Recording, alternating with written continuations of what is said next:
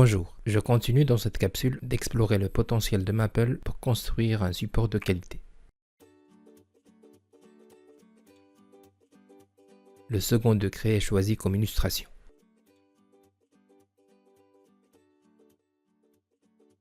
Je construis cette séquence autour de trois objectifs. Le premier est de faire travailler mes apprenants sur les manipulations algébriques nécessaires pour faire apparaître une équation de second degré classique, de forme ax carré plus bx plus c égale 0. Le deuxième est de proposer plusieurs variantes d'une série avec des correctifs pour aider l'étudiant à avoir de l'autonomie. Et le dernier est de soigner la mise en page de ce support construit. J'ouvre une feuille Maple et je commence par mettre le cadre, le titre, la question et l'insertion d'un tableau 2 lignes et 2 colonnes.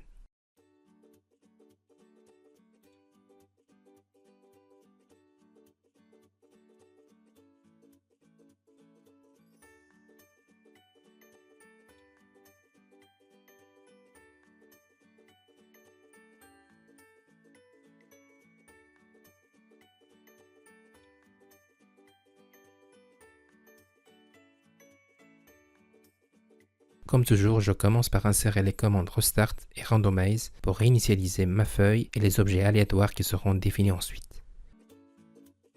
Je définis un nombre entier aléatoire que je nomme B. Je définis un polynôme aléatoire que je nomme C de premier degré. Je pourrais bien sûr changer mes conditions sur les coefficients, sur le degré, etc.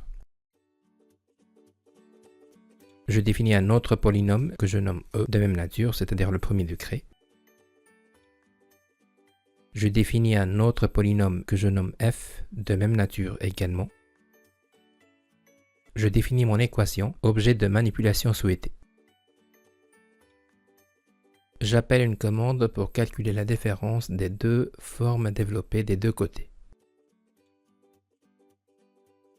J'appelle une commande pour isoler la forme par rapport à 0 et imposer une forme ordonnée de la réponse.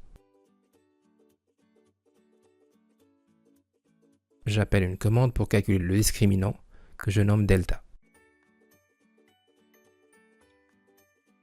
J'encode la variable EQ avec un contrôle égal.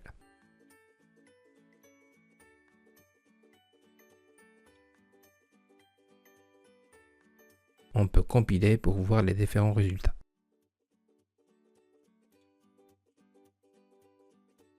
Les résultats s'affichent toujours en bleu. On rédige dans la deuxième colonne les solutions qu'on voudrait afficher. Ici, la variable sol et la variable delta, toujours avec un contrôle égal.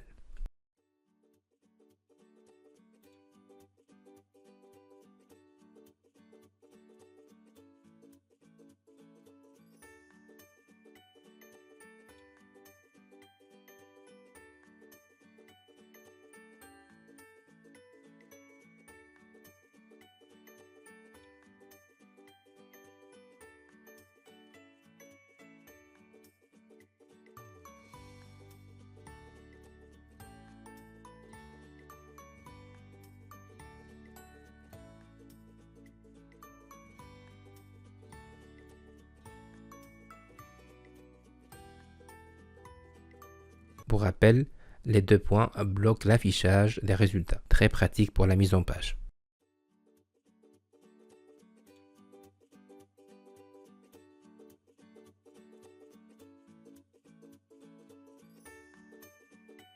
Les propriétés du tableau nous permettent de cacher le code et les contours.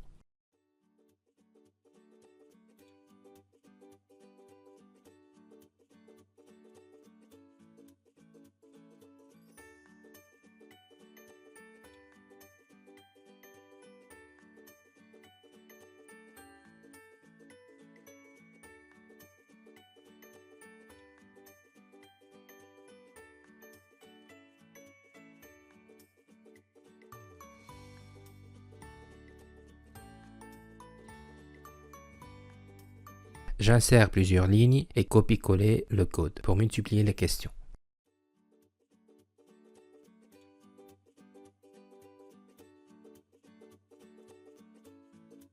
Finalement, il suffit d'exporter le fichier en PDF.